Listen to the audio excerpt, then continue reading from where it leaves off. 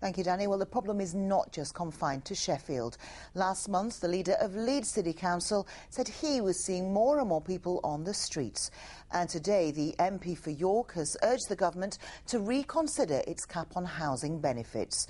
Hugh Bailey says York has the most unaffordable rents in Yorkshire, on a par with those in the South East, while average salaries, he says, are not.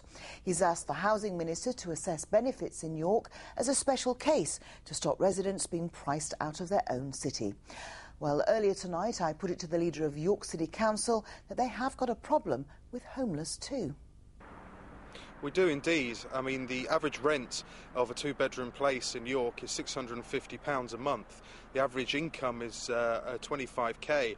So actually we're looking at a lot of people spending 40% of their income on rent, and changes in housing benefit that have already happened, certain changes and changes coming forward, are not creating an easy situation.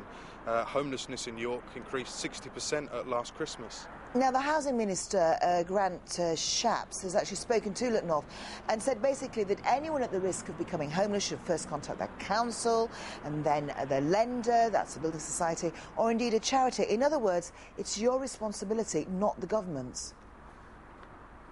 Well, that's not fair. I mean, for example, changes coming forward in the housing benefit will mean 2,000 of the poorest people in York will lose £50 a month in income.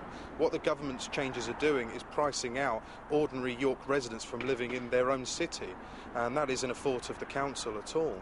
And our homelessness services have had people present themselves to the council, have an increase of almost a third in the last 12 months, and that is a result of changes that are already happening in the housing system, which is not the fault of the council at all. And the government really needs to look at York as a very special case, because our rents are higher than the regional averages and are more akin to places in the South East.